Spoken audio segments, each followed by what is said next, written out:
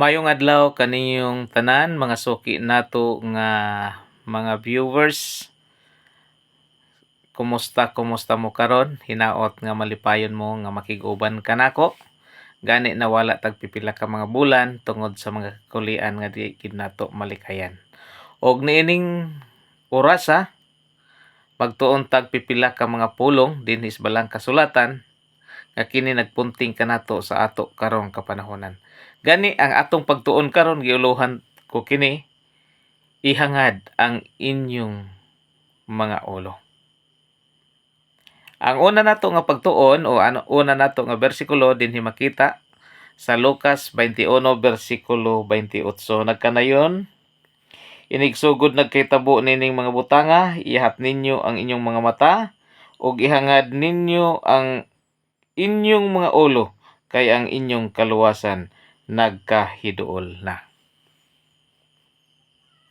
Sumala pas balang kasulatan mga pinalangga nga kung may tabo na kining mga butanga, kini nagpasantop sa mga ilhanan sa dili pa mubalik ang Ginoo. Kini naghulagway nga sa dili pa mubalik ang Ginoo, dunay mga ilhanan nga mahitabo.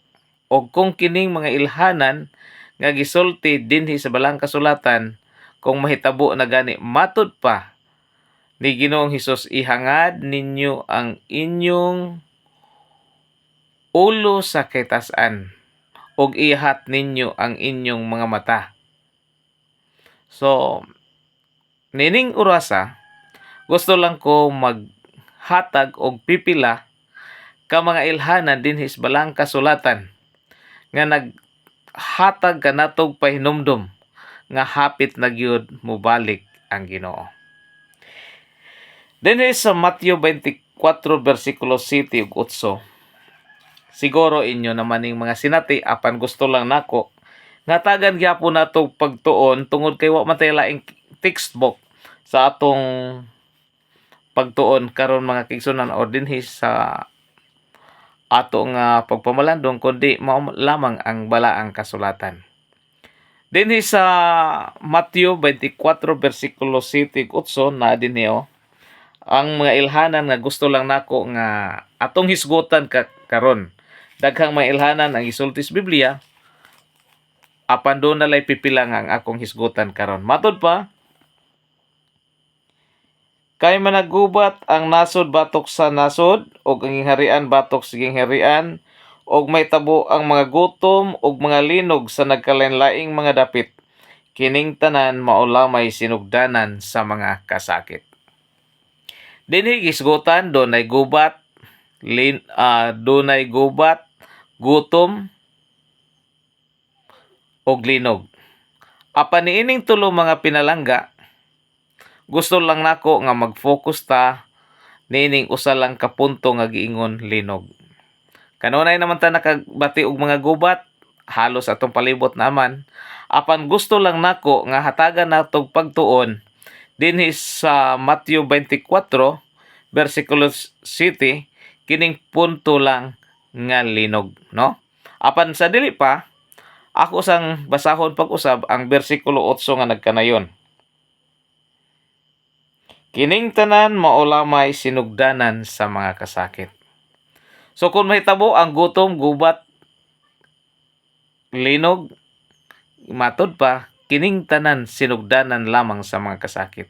Og dili lamang kana siya nga akong gibasa, kung imong atrasan, kung imong abantihan ang kapitulo 24, doon na pa'y daghang mga ilhanan dinha mga pinalangga nga ato nga mabasa, apan dinhi lang kita nag-focus sa gitawag og linog. Kita bag-ulang mga pinalangga, doon na tayo na eksperyensyahan din sa Pilipinas nga linog nga kung wa ko masayop gitawag og intensity 7.8 ang kakusog sa magnitude niya. O ang iyang kakusgon 7.8 og gani daghang mga tawo nangamatay, particular gid dinhi dapita sa Mindanao. Dunay daghang mga tawo nga namatay, dunay mga dapit nga na landslide.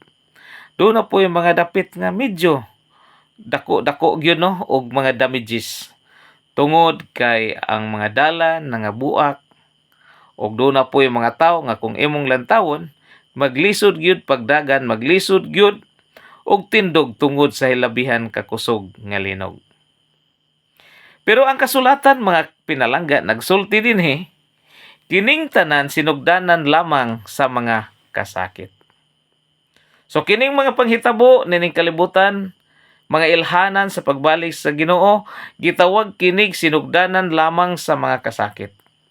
Og ako nagatuo nga kining kasakit dinhi nga gisulti sa Mateo 24 bersikulo 8, kini gitawag kinig kasakit sa pagpanganak. Di ba? Kay kung mainong ta nga kining linog karon, kining gubat, kining kamatay, kining gutom, kining mga kalamidad karon nga atong nasaksihan, moingon lang ta sinugdanan lamang sa kasakit ug ato nakita nga kahagbay ra man ni nagsigig balik-balik. Unya sinugdanan lang gyapon, wa gyapon mag-abot tas tunga-tunga. Ako nagatuo nga kini nga kasakit ini mao kini gitumbok ang kasakit sa pagpanganak. Unsa man ang kasakit sa pagpanganak, mga pinalangga? Ang mga babae ni ana makahulagway. Nga kung sila mga anak dili diretso magsakit nga di nagid mulunga. Posible sa usa ka oras kausa lang mo sakit hangtod mag-anam ka gamay o kaupos, mabot na lang og 30 minutos, mubalik na pud ang sakit, wala na pud. 15 minutos na lang yun, unya magsakit, mawala na pud. Hangtod 5 minutos na lang yun, musakit, mawala na pud. Pag abot na gani sa punto nga di na gani mulunga ang sakit sa mga anak, nagpasantop nga ang bata hapit na gyud ianak naa na gyud sa pultahan og kinahanglan iutong na gyud sa mga nakay nga babae og kana siya nagpasantop nga mo gawas na gyud ang maong bata. Kung atong hulagwayon kining giingon sa Mateo 24 bersikulo 8, kining tanan kanang tanan din na nagsantop sa mga ilhanan kining mga kalamidad, kining kasakitan, sinugdanan lamang sa kasakit, meaning kung ang kasakit o kung kining mga kalamidad o kung kining mga kasakitan nga atong nasaksihan karon mag-anam gani kadaghan daw wala natay kalingian. Asa ta mulingi na kalamidad, asa ta mo adto na ay mga kasakitan, bisag asa kitang dapitan nining kalibutan na nay daghang kasakitan, dunay nay daghang kagulanan, dunay nay daghang mga kalamidad, kana nagpasantop nga duol na lang mubalik ang Ginoo. Kung imong lantawon mga pinalangga, karon kung doon na lang lamang gani linog, medyo makuratan na ta, no? Mag-goal na gani ta, gani ang mga bata ginatudluan sa eskwelahan kung unsaon or unsa ang bagabuhaton kung moabot ang linog. Pero dunay linog mga pinalangga nga gusto nakong ipahibalo kaninyo karon. Nga labaw pa ni ini nga atong naeksperyensyahan nga kana nga linog mao kana siya ang palaabuton sa tibuok katawhan ni ining naong sayuta nga kung kana nagani siya mahitabo, ako nakasiguro nga ang Ginoo ni anang panahona mobalik na niining kalibutan. Ato kong lantawon ang Pinadiyag Kapitulo 16 versikulo 17-18, unya laktaw 20. Ato sa ning hisgutan ha kining linog. Ang giingon din sa Pinadiyag Kapitulo 16, 17-18, laktaw 20 nagkanayon din Og ang ikapitong manulunda miyabos iyang panaksan ngadto sa kahanginan, og gikan sa templo gikan sa trono dahi migula nga usa ka dakong tingog nga nag-ingon, natapos na ang tanan. Og midason ang mga pangidlap sa kilat, og ang makusog nga mga kagahob, og ang mga paglipak sa dalugdog, ug ang usa ka dakong linog nga wala pay ing sukad may tawo nga nagpuyo sa yuta, hilabihan gayud kadako ang maong linog. Kana siya mga pinalangga. Kining atong na-eksperyensyahan karon nga mga linog nga magnitude 7.8 kana siya.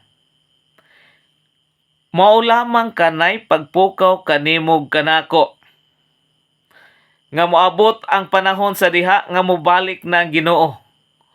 Kon iya bunas manulunda ang ikapitong panaksan sa lain pa na ikapitong kastigo sa Ginoo, katapusang ikapito nga kastigo sa Ginoo sa mga tawo nga mga dautan. Usa ka makalilisang nga linog ang gisulti sa balaang kasulatan. Wala pa mahitabo niha pero gisultian na tadaan. Aron ikaw o ako makalingkawas niini, gisultian kita karon. Aron ikaw ako makalingkawas niini, aron kita makapamalandong nga hapit na mobalik ang Ginoo. Matud pa niini gisulti sa Pinaydag 16 bersikulo 17-18, sa diha nga ang ikapitong manlunda ibubo na ang iyang panaksan ug sa lain pa kining iyang hampak or kaligutgot or kapungot sa Ginoo ibubo na ning kalibutan. Usa didto nga gisgutan ang nag-ingon, linog nga sukad masukad wala pagyud ma-eksperyensyahi sa mga tawo nining kalibutana. Ngano man, unsa man di ay mahitabo ni anang linuga nga giingon man dinhi, ug ang usa ka dakong linog nga wala pay ingon sukad masukad nga nagpuyo sa yuta, ilabihan gayud kadako ang maong linog. Unsa man kanang linuga ikumparar ni ining mga linog nga atong na-eksperyensyahan karon. Bersikulo 20 mga pinalangga. Nag-ingon dinhi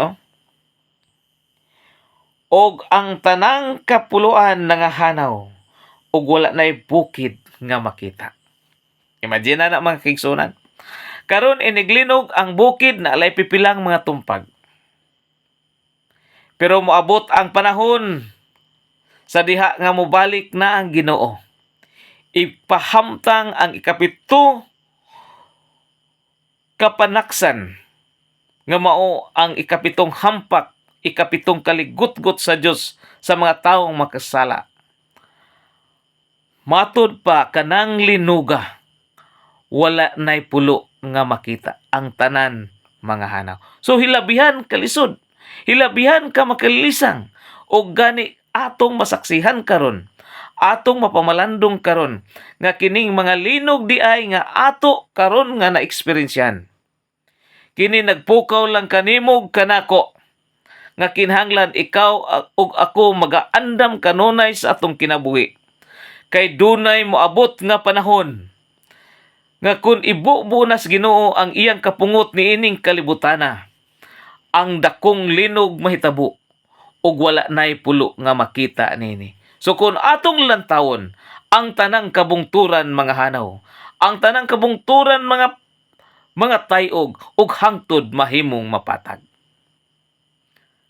Di ba? Usa ka na ka katalagman. Busa ikaw ako karon. Angayan ikaw ako pamalandong nga kining mga linog nga atong maeksperiensyahan gipukaw lang ta. Nga unta di ta maghikatulog sa atong espirituhanon. Nga unta ikaw ako kanunay mamalandong, kanunay muduol ngadtos Ginoo kay ang iyang pagbalik haduol na. Ikaduhang ilhanan nga gusto na akong i-share kaninyo mga kaigsunan. Dinhi sa Ezekiel Kapitulo 7, versikulo 12. Mga ilhanan gihapon ni nga angayan natong pamalandongon karon.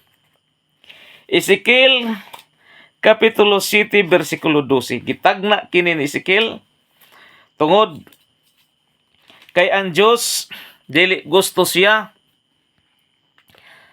nga dunay mahitabo nining kalibutan nga dili mahibalo ang iyang katawan. Gusto niya nga kung unsa man ang mga butang nga gusto niyang ipahinabo nining kalibutana.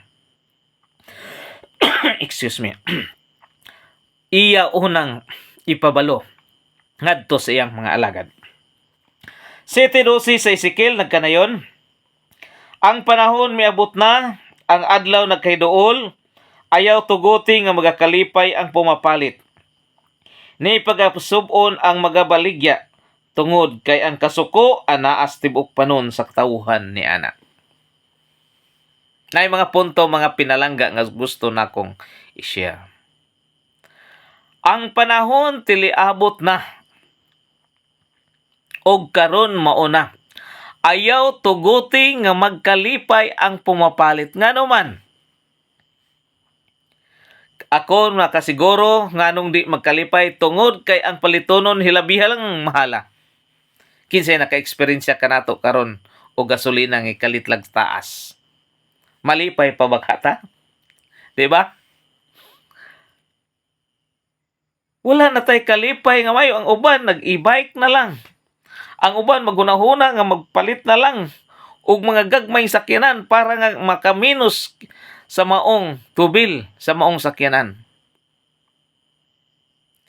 Ingon dinhi ayaw tuguti nga magakalipay ang pumapalit ug magkaguol ang magbaligya. Maguol ba ding magbaligya mga kaigsuonan? Nga dili man sila ang mag-anto sa tax, kundili ang mga konsumante man ang mag-anto sa tax. Diba? Napagikoy na hinumduman mga pinalangga. Nang labay mga tuig, dunay nahitabo nga eleksyon.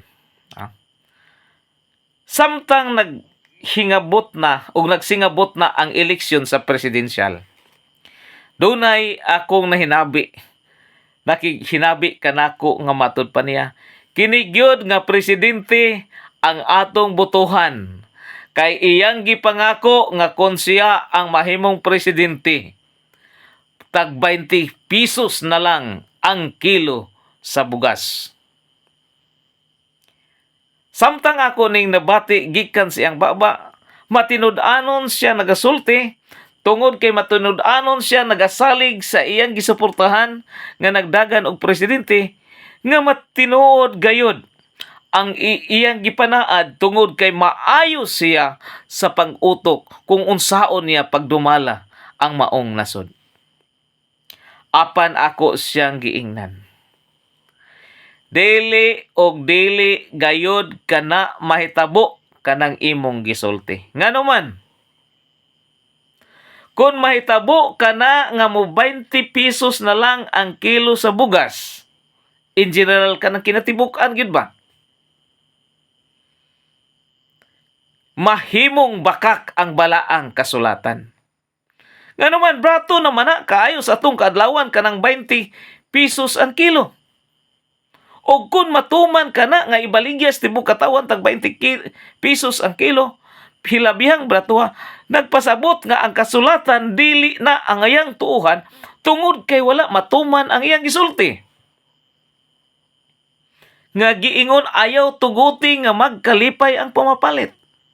Og ako siyang giingnan, bisag kinsaon pa nga presidente ang mulingkod ni ining ato karon nga nasod, dili gayud mahitabo nga mahimo nga mobalik pagyud sa tag 20 pesos ang kilo sa bugas, kay kun kana siya mahitabo nga mulungtad hangtod gyud sa kadugayan, dili matuman ang kasulatan ug mahimong bakakon. Og tungod kay ang kasulatan usaman kanilandagan sa Holy Spirit, dili gayud kana siya mapakyas. Og bisan kinsa pa ang mulingkod sa atong nasod, dili na gyud mobalik nga ang mga palaliton nga mobrato gyud sama kaniadto. Karon mga kaigsunan, di ba na tinuod? Kini siya mga ilhanan lamang nga ang Ginoo hapit na mobalik. O kung kini siya mahitabo, nagpasantop nga ang Ginoo duol na lang gid or hapit na gyud kaayo nga mobalik siya nining kalibutan. Ikatulong mga punto, mga pinalangga nga gusto na kong i-share kaninyo. nga niining kalibutan na hapit na gid mo balik ang atong gipaabot nga Dios nining kalibutan. Dinhi sa Isaiah 59 versikulo 14. Ato gong hatagan og pagtagad ni katapusan ni nga mga punto, daghan man kaayo mga ilhanan. Pero kini na lang sab ang akong dinhi ko mo end niini. Isaiah 59 versikulo 14. Naay gisulti ang alagad sa Ginoo, pinaag ang alagad sa Ginoo nagsulat niini nga si propeta Isaias. Dinhi sa 59:14 nag-ingon, og ang hustisya gipasibog, og ang pagkamatarong nagabarog sa halayo, kay ang kamatuoran nangapukan sa dalan, og ang katuliran dili makasulod. Balikon ako mga kigsunan, aron ato ning mapamalandong og maayo. Nag-ingon dinhi, og ang hustisya gipasibog, og ang pagkamatarong nagabarog sa layo, kay ang kamatuoran napukan sa dalan, og ang katuliran dili makasulod. Unsay bot ipasabot? Nganong ang hustisya gipasibog, nganong ang hustisya na sa layo, nganong ang hustisya napukan sa dalan, nganong ang pagkamatarong o ang hustisya dili makasulod. Excuse me. Tungod kay ang naa nagdumala sa maong hustisya, wala magtuman sa hustisya, o kinsa ang nagsulti sa tinuod, mao siya ang dili makasulod. Siya dili mahimo nga magmadaogon tungod kay unsaman gisulti ng daan. Sa atong panahon karon mga kaigsuonan, wala ba nato ma-experiensyahi karon nga ang hustisya na layo? Wa ba ta ka-experiensya karon nga ang hustisya or ang kamatuoran giyatakan? Siguro ikaw ug ako, niining atong henerasyon karon, ato na ning nasaksihan nga niining atong nasudaghan na kaayo, o ikaw ako makaingon gyud nga ang hustisya nahulog sa kadalanan. Ang hustisya dili makasulod. Og kini ikaw ako nakasaksin na karon. Bisag unsaon pa nato og singgit, no? Bisag unsaon pa nato, ang Biblia dapat gyud matuman. So kung ato ning nabasa kining Isaiah 59 versikulo 14, ako nagatuo nga usa kinis katumanan sa atong mga kadlawan karon, nga dunay mga panahon niining atong nasud nga ang hustisya wala na, ug ang hustisya dili makabarog. Nganuman siguro ang pagpadagan sa nagpamunuan wala magkinabuhi sa hustisya. Usahay kung ato ning pamalandungon, mahimo nga mag-ulta, mahimong mahiubos ta, mahimo nga mawad-an tag paglaom sa atong pagkinabuhi ning kalibutana. Apan sultihan ko kamo mga pinalangga, kung kanunay lang nato hatagag pagtuon, hatagan natong pagpamalandong ang balang kasulatan, dapat ikaw ako karon maglipay. Nganuman, ang gipangsulti sa balaang kasulatan paspas na nga tuman, og hapit na mubalik ang Ginoo tungod kay usa ni sa mga ilhanan. Unsa giingon gani-ganiya sa pangabli nato nga pagtuon sa balang kasulatan? Sa Lucas 21 versikulo 28, og kung kining mga butanga magsugod na sa paghitabo, ihangad ninyo ang inyong ulo ug ihat ninyo ang inyong mata sa kitasan, kay ang panahon haduol na. So dapat di ay nga ikaw ug ako kung may tabo na ni sa atong kaadlawan karon, ang atong pagpunting sa atong mga mata diha na sa langit, nga dili na ta mawili nining kalibutan na. Ang atong pagkinabuhi karon, pagkinabuhi na lang nga magkinabuhi nga diha lamang sa Ginoo. Nganuman ang mga panghitabo paspas na nga tuman ug kini nagpasantop nga duol na ang pagbalik sa Ginoo. So kung maka-eksperyensya kita nga ang hustisya wala na, ang hustisya gitamakan, ang pagkamatarong giyatakan, ang hustisya di makasulod, angayan kitang maglipay karon kay natuman ang gisulti ni Isaias ug angayan tuhan nato ang kasulatan. Kung nakasaksi kita karon nga ang mga palaliton hilabyan kamahal, nga kita nga mga konsumante dili na magkalipay, angayan kitang malipay tungod kay ang kasulatan na nga tuman og hapit na mobalik ang Ginoo. Busa nining taknaa nining taknaa. Ako magaingon kaninyo mga pinalangga. Pwede ko ninyong kalimtan nga nagsulti dinhi sa kahanginan o dinhi sa maong nga atong pagtuon karon. Apan ang pulong sa Ginoo ato ning ibutang sa atong hunahuna ug kasing-kasing. Nga bisan asa kita moadto, kini magapahinumdum kanato nga ang Ginoo hapit na mobalik tungod kay ang mga ilhanan nga gisultis kasulatan paspas na nangatuman. Dalaygon ang Dios og maayong adlaw kaninyong tanan.